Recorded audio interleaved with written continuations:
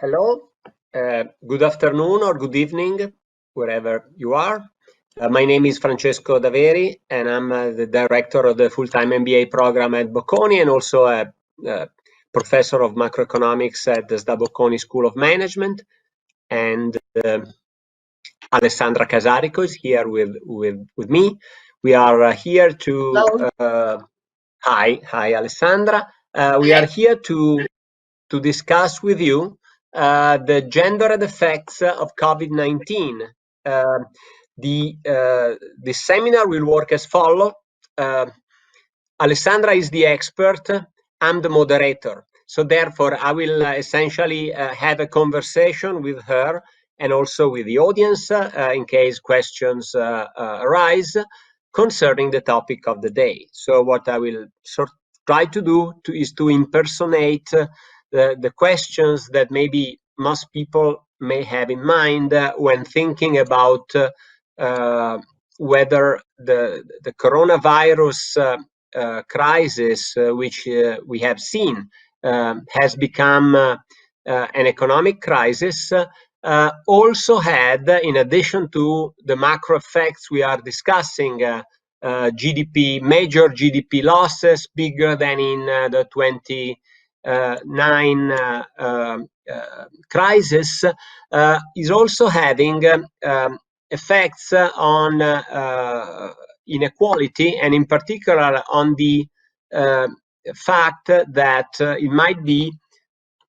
that males and females, men and women, are affected differently by the crisis. We try to provide you with some documentation, some facts concerning the big question of whether COVID-19 will have unbalanced effect on across genders. So therefore, the first thing, however, is perhaps to start from a preliminary question, which concerns the fact that what were the facts before the crisis. So the first question, Alessandra, is that I would like you to address is what was the state of the art? What was the situation before COVID-19 as far as gender gaps are concerned? Okay, so thank you very much for the question, and let me start by saying that it is a real pleasure to be here and share some ideas on what has happened to gender inequality in the labor market after the hit of the COVID-19 crisis. And in order to discuss this, I've prepared some slides which I would like to share with you. And so moving immediately to the question that Francesco asked, one way of starting having a look at gender inequality is that of using, for instance, the index which is published by the World Economic Forum, which gave us, if you want, a very synthetic view over the state of the gender gap. And I don't have a pointer I can use, so I hope I will be able to describe the slides and allow you to follow me. So certainly the gender gaps are there and they are widespread. And the way you should read this picture here that I'm showing you is that if we were at a 100% here, this would mean that there's no gender inequality. So men and women have the same right, the same possibilities. However, this is not the case, and actually, indeed, we are at 69%. But how do we get to this 69%? Well, this overall index, which actually covers more than 150 countries in the entire world, can be split according to different measures. So we can look at economic participation and opportunities. So this is the labor market. We can look at educational attainment. We can look at health, and we can look at political empowerment, so politics. And what we would see is that actually there are not big differences between gender when it comes to education and health, but gender gaps in the labor market and gender gaps in politics are significant. And we won't be talking about politics tonight, but if we look at the labor market, what we see is that women have 58% of the opportunities that men have. So this is just a synthetic indicator of where we are in terms of gender inequality, in particular in the labor market, with a view on the entire world. But then we can try and go into some more detail and look at some standard data we want to have information about when we talk about the labor market. So I think I would like to move to the employment rate, okay? And here is the picture on showing you how men and women participate to the labor market, and countries are ordered according to the one which has the smallest employment rate. In blue you see men, in yellow you see women, and actually what you see is that it is Southern Europe where gender gaps are the widest. And actually if we focus on Italy, what we see is that Italy is one of the countries which fares the worst, right? And so you can think that if you focus on the age group 15-64, there is just 1 over 2 women who work, and Italy is one of the countries in which the gap between male and female employment is the widest. And you may think that this is just something which comes from the past. So, well, we are looking at men and women who are more than 55 or even 60, and we know that the behavior in terms of labor market participation in the past was very different with respect to the one we have now.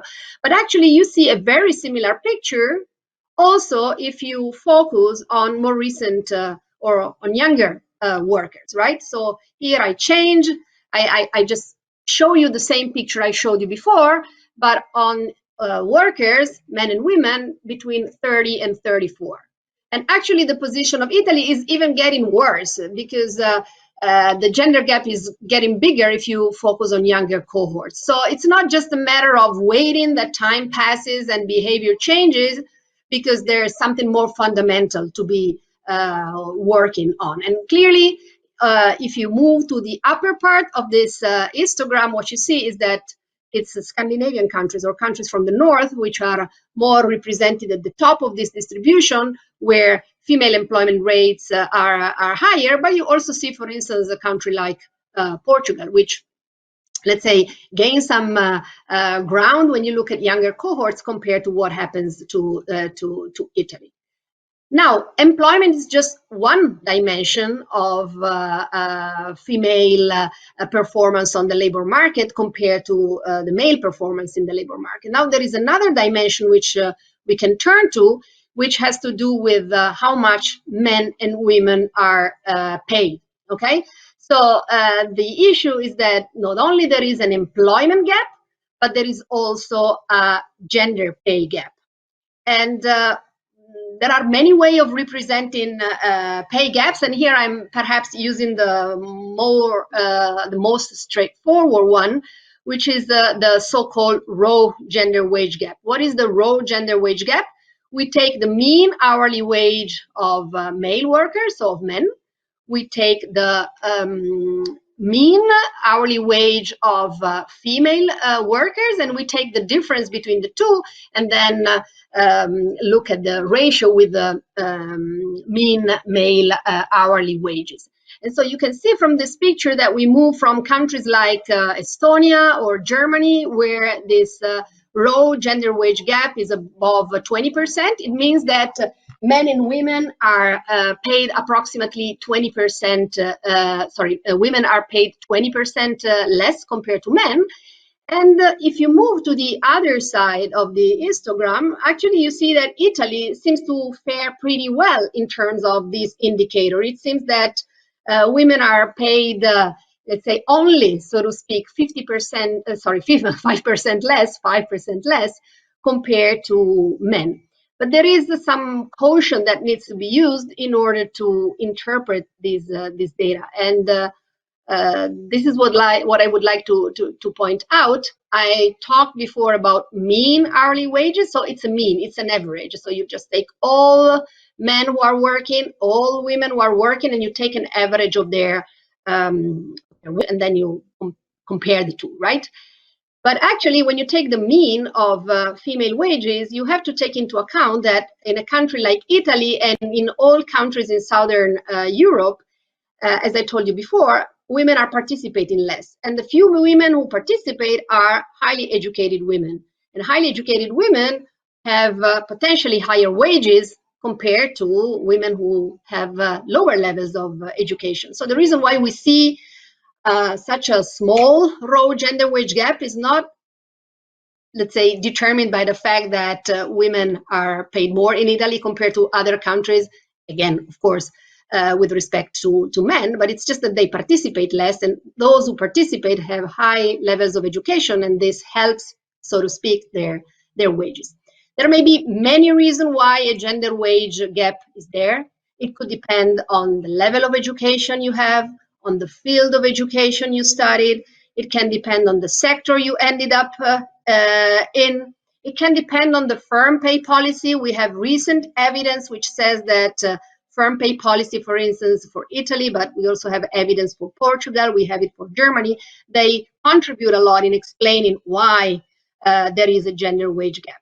But there is also another reason which I would like to point out, which has to do with where are women in terms of, if you want, the firm hierarchy, and therefore where are women in terms of the income distribution. And so I would like to move to this other picture, which is pretty hard to explain to you without a pointer, but this is what I'm trying to show you. So make this experiment. Think about all the workers in a given country. They can be men, they can be women, and you want to order them from the one who is paid the least to the one who is paid the most, okay? And you focus on the 10% which is paid the most, or you focus on the 5% which is paid the most, on the 1% which is paid the most. These are the so-called top incomes. And we would like to see whether men and women are there or not among the top incomes. And the evidence I'm showing you in this picture says that over time, in the countries which I'm looking at here, women have moved up in the distribution. So, for instance, if you take again Italy here, you see that moving from the 2000 to the 2013, the share of women in the top 10% has moved up, as the share of women in the top 5% or the share of women in the top 1%. But they still fall short of the majority. Actually, the share of women in the top 10% is 20%. So you have 8 men, you have 2 women. So this means that one of the reasons why gender wage gaps are there is that women find it pretty hard to move up in the income ladder. And this may be related to the fact that they find it hard to move up in the job ladder. So I think that this is basically where we are in terms of, or where we were in terms of labor market performance before COVID-19 appeared. And before moving to the, let's say, the analysis of the impact of the recession on the work of men and women, there is one last piece of evidence which I would like to share with you, and it is the following one. So when we talk about work, so far I've been focusing on work in the market, so paid work, okay? But this is not, let's say, the only work that men and women can do, because there is also unpaid work. And if we take into account unpaid work, so for instance, the time of the day you devote to housework, or the time of the day you devote to childcare or to care for adults, what you see is that there is an asymmetry between men and women. Namely, men are more involved in paid work, women are less involved in paid work, but they are much more involved in unpaid work. And this asymmetry is such that actually overall, it is women who spend more time working during the week compared to men. So I think that this is an important element to keep in mind when we now turn to discuss, I guess, issues related to the recession. Okay, so if I can step in and you hear me, sure. Then let me try and sum up what you've been saying. So this is a snapshot of what was before. And so certainly we know that we started already from a situation in which women and men were not on equal footing in the labor market, at least, and we could actually have shown more data for political participation and other aspects, although some evidence was there that in terms of education, women have essentially caught up with males in many, almost at any level of schooling. So therefore, this is actually making the puzzle of why women are rewarded less, in spite of the fact that in terms of schooling, they have achieved essentially very similar outcomes, remains out there. Now, so that's the snapshot and the picture from before the crisis. Then we have that the COVID-19 recession shows up. And then the next question is, how is this picture changed by the emergence of COVID-19? How do we structure our thinking about this issue here, and how do we answer? We are also having, by the way, a question from Cecilia, but then Cecilia, we are postponing answering your question to later, because it would be framed better when we get to a more advanced stage of the reasoning here.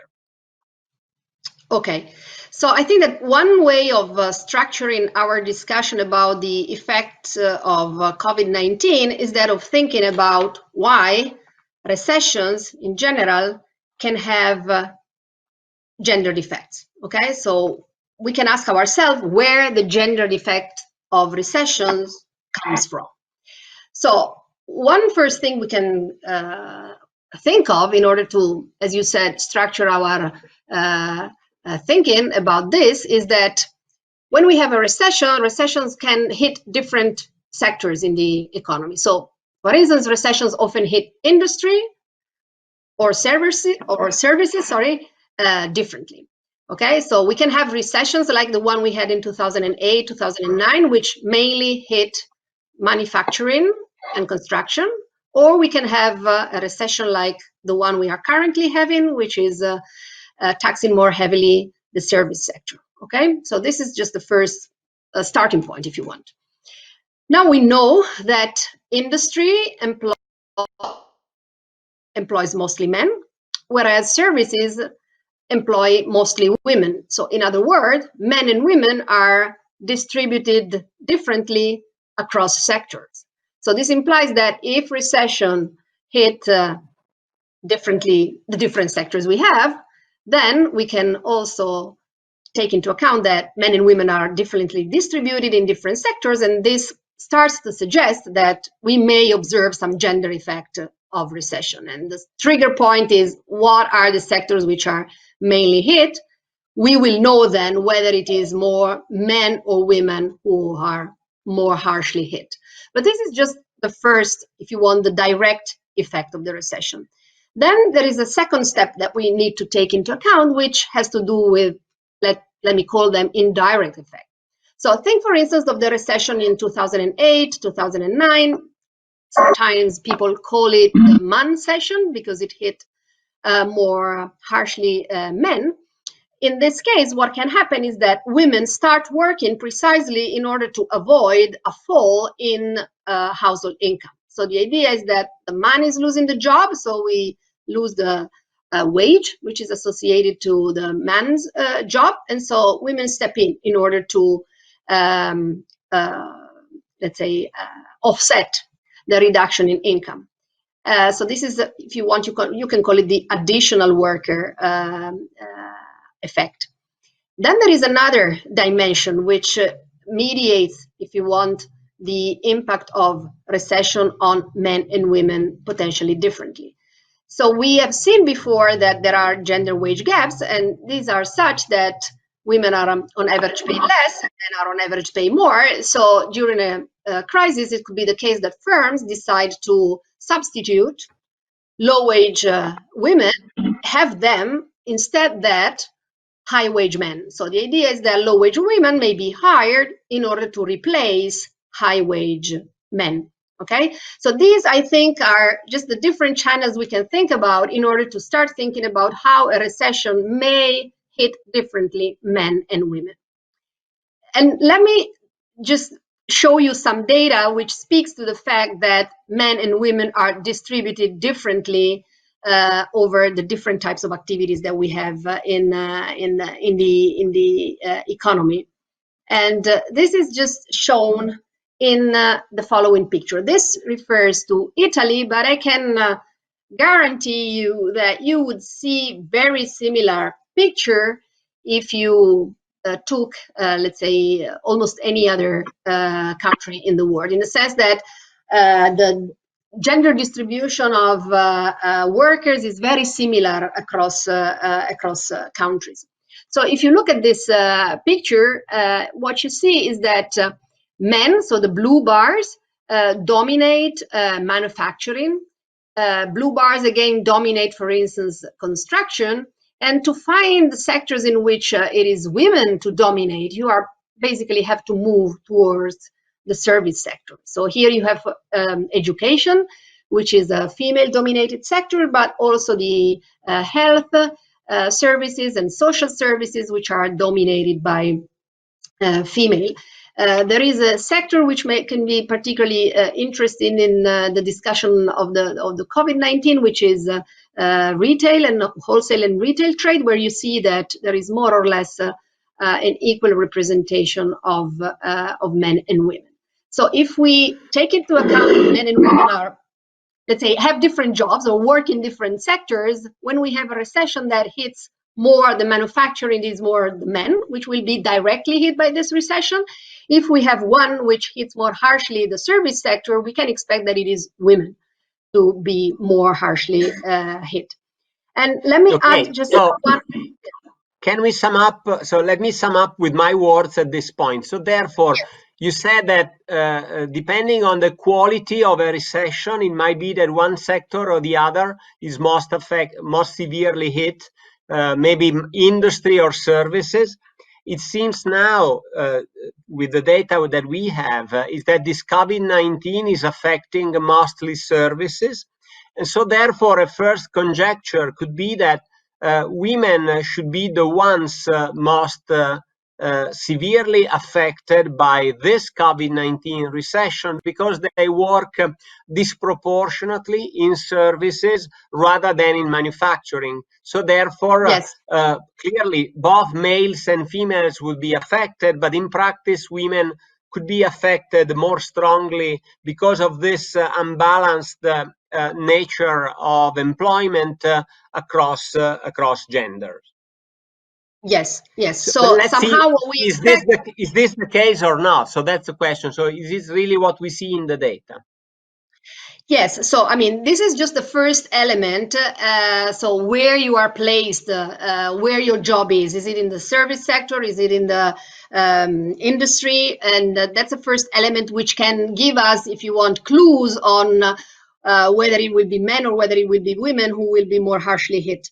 Now, there are other dimensions which are important in this specific crisis, which have to do with the first, whether the job you have is a so-called low contact job or a high contact job.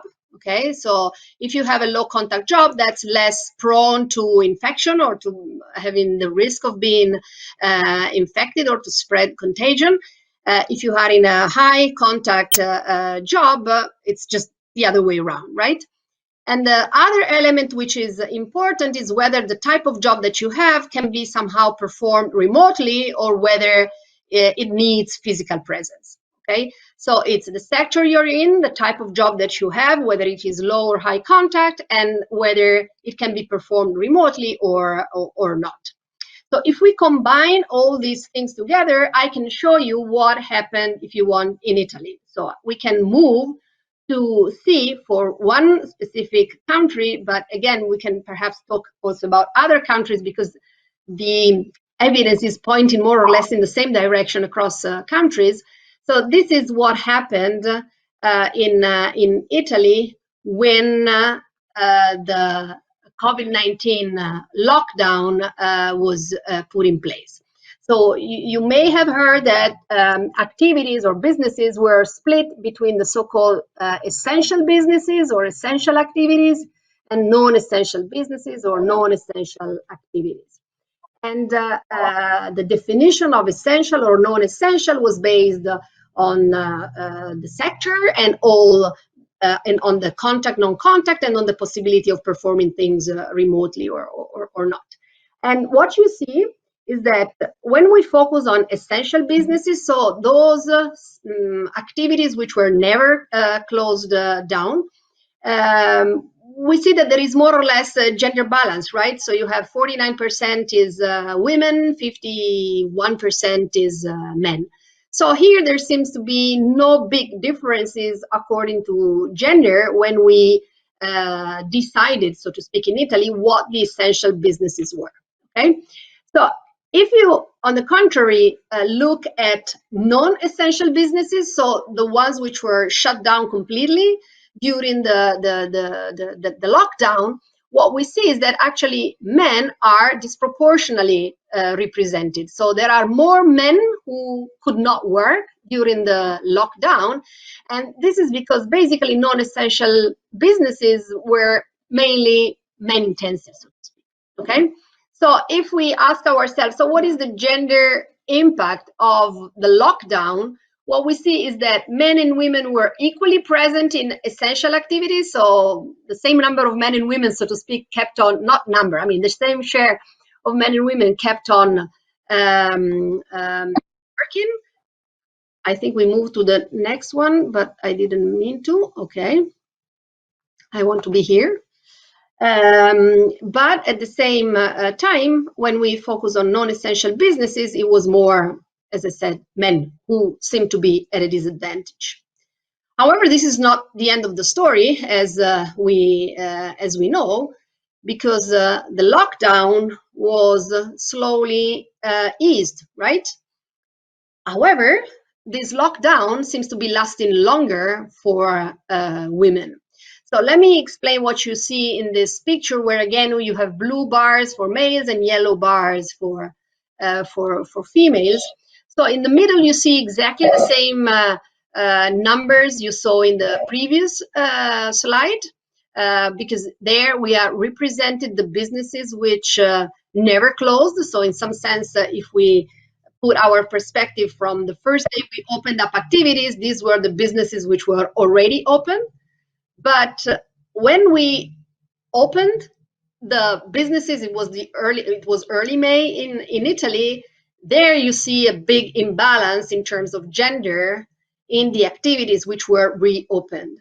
And namely, more than 72% of workers which, let's say, were called back to work were men, compared to 27-28% of women. So this is where we see the biggest gender imbalance. In the reopening phase, women were left home, so to speak, longer. And actually, if you also look at the businesses which are still closed, although, I mean, the difference is smaller, again, also there, it is a majority of, the majority is women. So those who are still home are the majority women.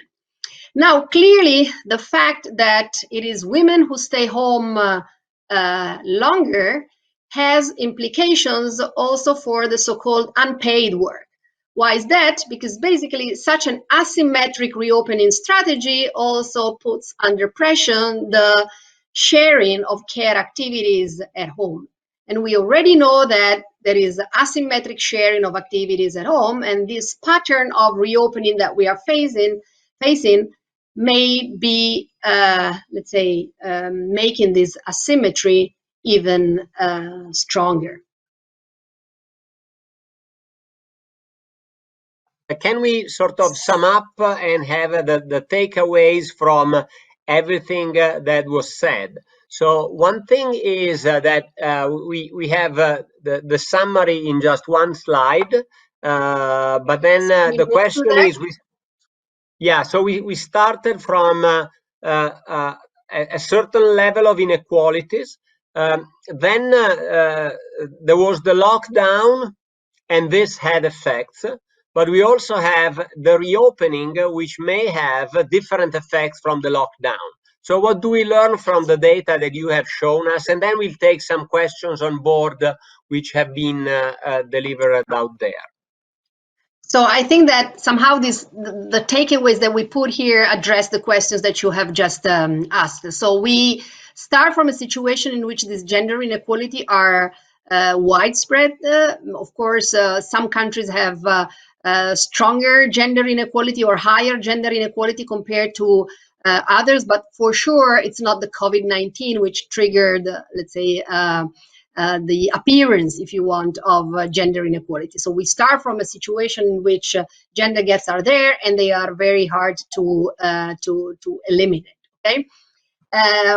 During the lockdown, as far as Italy is concerned, there were no major gender differences among those who kept on working. Okay, so those who kept on working were equally men and women, and actually it was men who stopped working in larger numbers.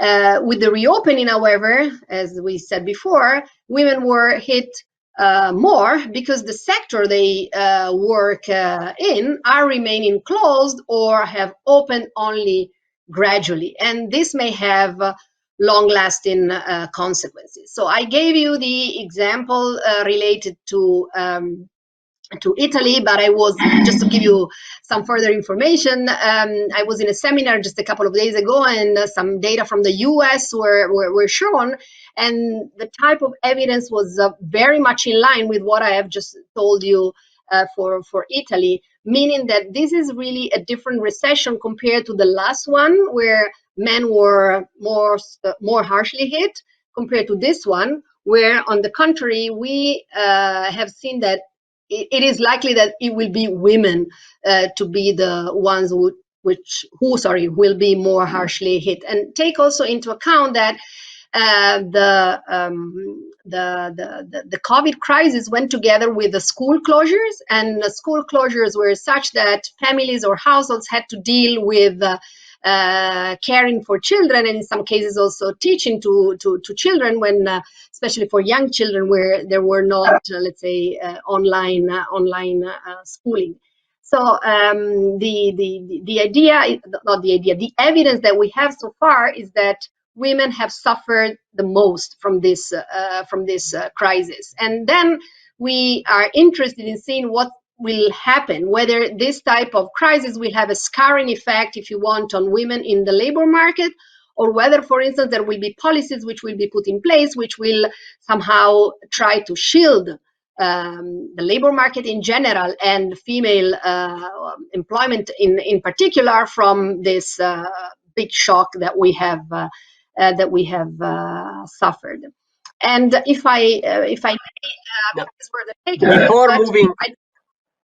Yes. Alessandra, before moving on, yes. I suggest we take a couple of questions, one of which Cecilia Garcia was first, and she was raising the question of whether this was more of a general question, which I'm not sure is very much related to the discussion we were trying to have here. So Cecilia asked whether we think that COVID will change consumption habits that in the past were not very strong. Particularly Italy is a good example. So we didn't do a lot of online shopping. Now we are doing much more. But then also we are having that now we probably at the end of the quarantine period, we will be valuing more physical contact rather than the virtual contact that we had so much over this period of time. And in fact, we are now dying to be back to have some more physical contacts in our workplaces. So my answer to this question would be that I don't know what's going to happen in terms of consumption habits. It's difficult to conjecture. I don't see very much evidence of major preference changes as a result of events that were there for just like 2 or 3 months. It's more likely that we, in the first instance, go back to where we were, with 2 exceptions. One exception is that we learned how to use technology which we didn't before, or at least we didn't take it seriously enough. And somehow related to this, maybe the shift to online shopping will continue. So it's something that in the future, perhaps every one of us will be asking himself or herself, do I really go shopping in a physical brick and mortar retail store, or shall I go online? But then this is not really affecting, at least in my understanding, the relation, the gender gap we wanted to discuss, because it's more like a reallocation of resources and money and job opportunities within any given sector. So therefore, within the retail sector, there will be more going, suppose, to Amazon and less going to standard hypermarket.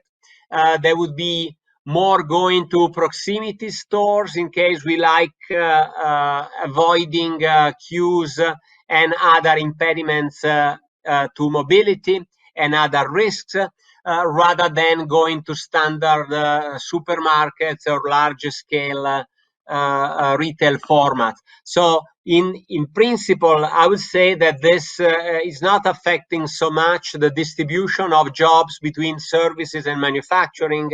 Instead, it will be affecting the distribution of jobs within existing industries. So this much for the question raised by Cecilia. There were other questions more strictly related to the point that Alessandra has been discussing and showing evidence about. One from Nicola Caprirolo, and maybe Alessandra, you can take this question.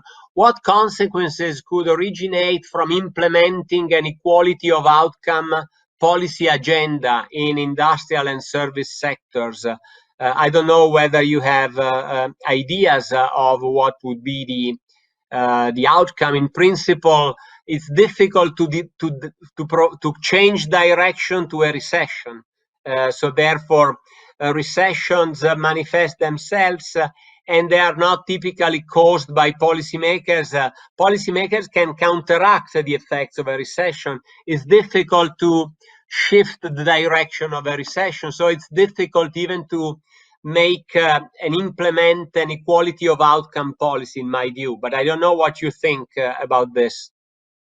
No, I mean, I for sure it's hard to change the direction of a recession, and it's also I don't know whether Nicola is somehow implying this. I mean, we inherit a certain distribution of work across sectors, and that cannot be just changed in a second, right? So somehow we inherit the fact that men are working more in some sectors, so the industrial sector, for instance, compared to women in services. And actually, the participation of women to the service sector was what actually triggered the increase in female labor force participation. So the service sector was key for women in order to participate more to the labor market. So if you think about equality of outcome policy agenda in terms of who works in what sectors, I think it's very hard to implement somehow.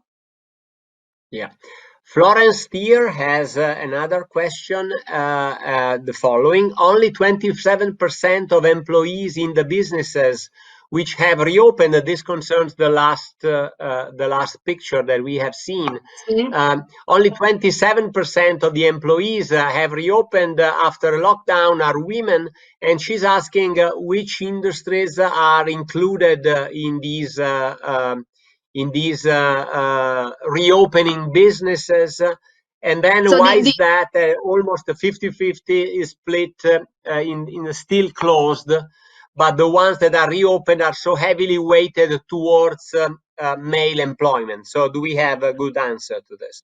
Yeah, I mean, I think that there is also another question related to this point, so perhaps I can, let's say, answer to more than one question. So the activities which we opened were mainly concentrated in manufacturing and construction. Okay, so the fact that you see so many men back to work is related to the fact that these are the sectors in which more or less this is the composition of employment in these sectors. If we go back to this, let me see whether I pick it up right. So you see, Yes. for instance, manufacturing here. So I mean, you see that this is somehow the, let's say, men dominate. And so I mean, the reason why it is 72-27, as I showed you here, is mainly related to the fact that this reflects the distribution of men and women in manufacturing and construction, which were the main sectors which were reopened in early May in Italy. And then you take all the businesses which are still closed or which they have been reopening during May and are still opening somehow in the early weeks of June, and you think about restaurants, accommodation sector, and tourism, and there you see that the split was more or less half and half, and that again reflects somehow how men and women are present to start with in these sectors. I hope I answered your questions. Yeah, related to this, I don't know if we have an answer because I don't think the data are there, but then Federica Guarneri was asking something related. So the reopening, how is the effect that we see affected by the continuation of smart working activities as opposed to instead return to work, to standard work? Do we have evidence of this? So, I mean, the idea is that if I can do smart working, it means that my activity is not closed. So I wouldn't be in the activities classified as closed if I'm doing smart working. So if they are closed, it means that that's the type of job that you cannot do remotely somehow. Okay. So, I mean, just go back to the example I was making before. It's just, I don't know, discos or theaters or movie theaters or restaurants. That's not something that you can do from, let's say, remotely. So if I can do smart working, my activity is not closed. So it's not classified among those which are closed. I mean, so if I deal with the, I don't know, with the marketing of a museum, let's say the museum can be closed, but if I deal, I mean, if my job is related to marketing and what I do can be done online, I'm not, let's say, I'm still working. I'm classified as working. An example, perhaps more familiar with us is universities were physically closed, but in practice teaching continued on an online basis. So we were classified among the non-closed activities during the lockdown because essentially education in general. Yeah, although this is interesting because in fact this doesn't imply that the time of women has been freed. Actually, having kids home implied that you had, so you were in the position of contributing to work by teaching and by doing your usual activities, because suppose like Alessandra, you are a professor at Bocconi, but then at the same time, you are also in charge of taking care of your kids when home. So this is one of the explanation of why somehow from before the crisis, women tend to work more. But then during the crisis, this process may certainly has not been reduced, to say the least, compared to what we see in the data. Yes, indeed. I mean, we have some evidence from time use data or from surveys which have been run during this period that let's say, the time demand for women has actually gone up compared to the pre-COVID period, precisely for this combination of further activities to be performed home and the fact that you are in a job where you keep on working, right? So it's this is one of the important things I was referring to before when I mentioned the role of school closure as critical somehow in this specific recession, because it was something that had never happened in previous recession, and it hits time use within families. And as long as it is women who respond more to this additional time need, then I mean there is of course an additional burden on women, and this is also a bit of the I mean it's related to the discussion we're having on smart working, because in a way, I mean, smart working allowed us to go on working, but it's hard to work smart if at the same time you have to take care of small kids and teach to them and cater to their needs. So I mean it was a peculiar type of smart working in some sense.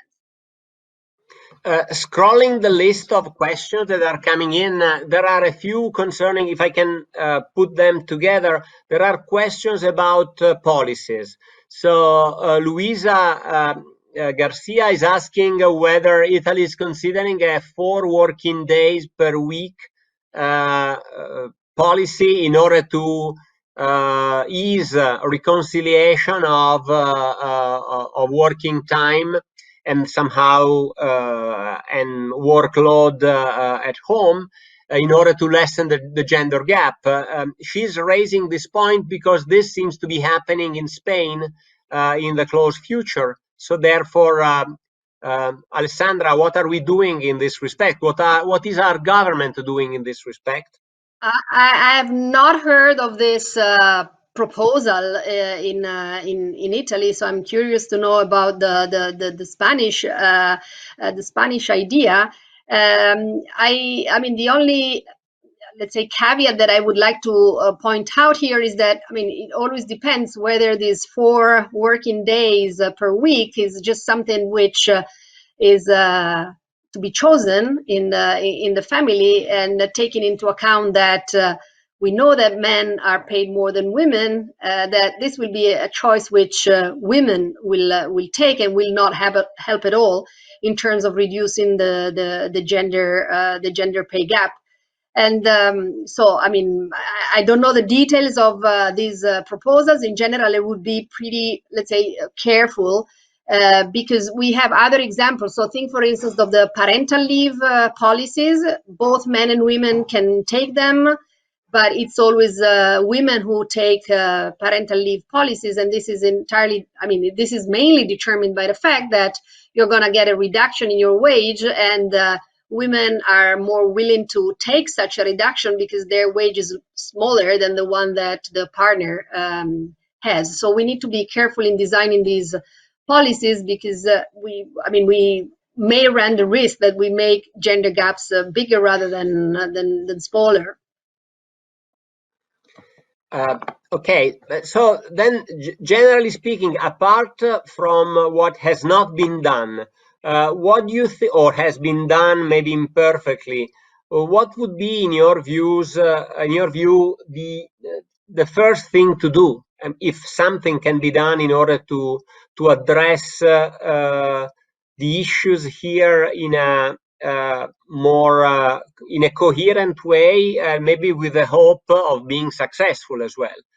Clearly, gaps tend to change slowly over time, but still, if they start changing in a direction, then reversing them may be difficult. So therefore, acting promptly would be good.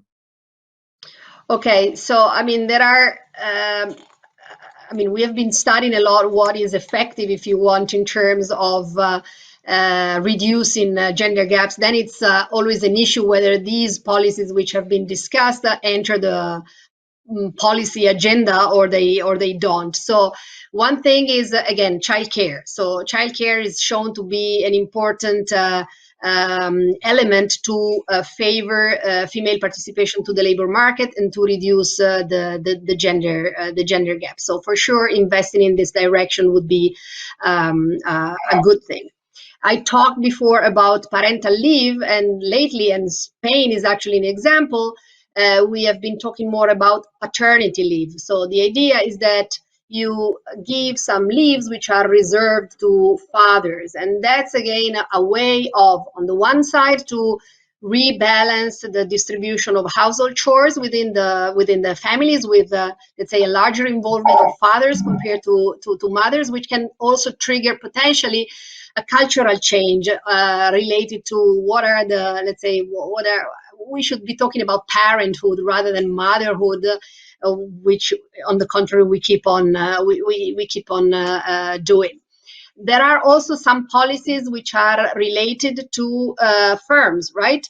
So I mentioned before that firms are contribute with their pay policy to increase the gender pay gap. So we have been talking a lot about non-financial reporting or introducing some, let's say, disclosure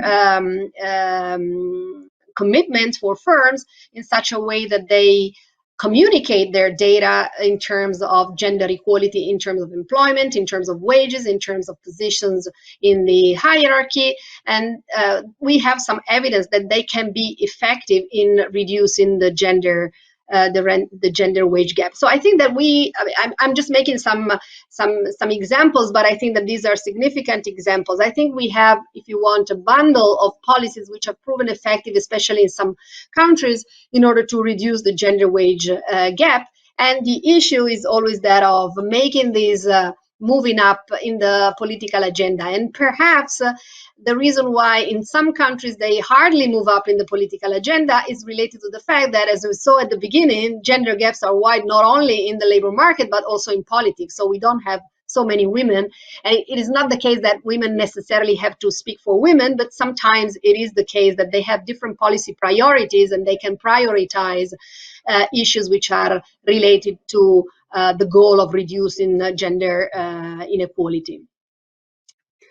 Suha Abwarkub, I'm not sure I'm pronouncing correctly her name, so I apologize in case I mispronounce it. But then she's asking, I think, an interesting question, which is still related to policies to be implemented, and mentioning a proposal floated by Carlo Cottarelli at a webinar. He mentioned that it could be good for both companies and governments to encourage the employment of the second member of the same family in order to increase women and men employment rates. Are these policies considered, and if not, why are not? So hold on a second. I'm just trying to get hold of to see the question. So propose that companies and government could encourage the employment of the second member of the same family. So I mean, in order to okay. So the idea is that rather than relying on a, let's say, breadwinner model, in which in most cases it is the man, let's say, we should promote dual earner families. I'm absolutely in favor of that. But I mean, here we are just talking about the second member of the same family because we don't want to talk about women, and that's fine. I'm in favor of all the, let's say, proposals which are related, for instance, to the use also of fiscal measures in order to promote the participation of what we call the secondary earner in the family, and that can be the man, that can be the woman. It is still the case that in most countries the secondary earner is the woman, because even in families in which both work, given that the woman is, let's say, receiving lower earnings, that's defined as secondary earner. And it's not perhaps, let's say, a label that we like, but for sure I'm in favor of these. No, yeah, because the point here is if you care about labor income disparities, then this has a wage dimension and employment dimension. So it could be you can address the issue in two ways, or clearly, if you can increase the demand for female labor, whatever, then you are raising wages and then you are raising employment. But suppose if this is not the case, then there should be there's maybe a decision to be taken. Do you want to go for less wage disparities or less employment disparities? So this might be the difficult trade-off to be dealt with. And so a possibility is that you want to encouraging the employment of the second members is like saying I keep wage disparities for granted, and then I simply have more women at work through this channel. This somehow will help a little bit. Clearly, it's not like eliminating the gender gap in wages, but it's at least going in a direction that we would advocate as as a sensible direction. I would suggest whether. No, okay, go ahead. No, sorry. No, I just wanted to add one little thing. So, I mean, most of the time, these policies which adopt, for instance, some fiscal tools are directed to increase employment, right?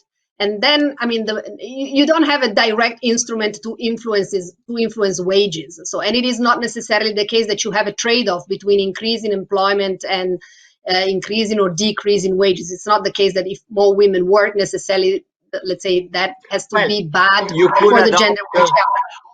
No. You could adopt a differential tax rate for women and men, so therefore this would be a way of affecting their wage net of taxes. So that's a way. I'm not sure. Sure. But that, I mean, that's what you, let's say, what you get in the end in your pocket, but it doesn't have a direct impact on the gender wage gap, because you in any case evaluate that. I mean, we are going too technical now, but I mean, it for sure, if you think, let's say, a tax which is differentiated according to gender, let's say, that may have an influence on the net wage. And then, I mean, in order to move from here to the gender wage gap, there are some steps, but yeah, I mean, I take the point. Okay, so we are getting close to 7:30. Then I suggest that we briefly, that if you feel like you briefly recollect what we were saying, what you've been saying, maybe adding something about the more structural effect of what we are seeing. So recall the takeaways a little bit, because then at this point we may have forgotten a little bit. Okay, so let me. It's just a recap you are asking for. Yeah. So, Francesco, okay. So, I mean, I'm just recapping what I said. So, I mean, these pre-COVID gender gaps were widespread. They were related to employment. They were related to wages. They were related to the presence of women at the top, and they were also related to the division of household chores within families. For sure, the COVID recession has had an important impact on the labor market, and we expect, according to the data we have seen so far, that this impact will be different compared to the previous recessions, which have involved more men compared to women, since previous recessions hit more harshly sectors in which men are more frequently employed.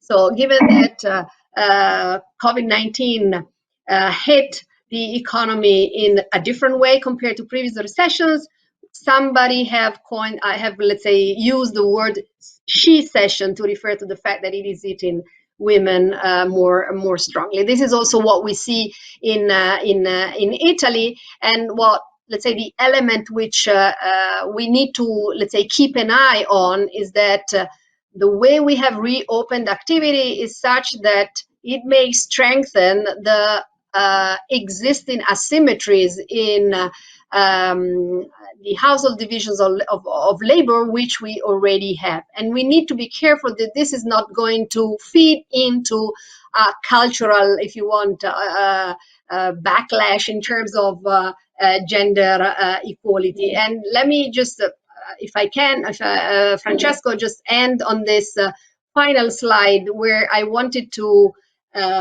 again stress the importance of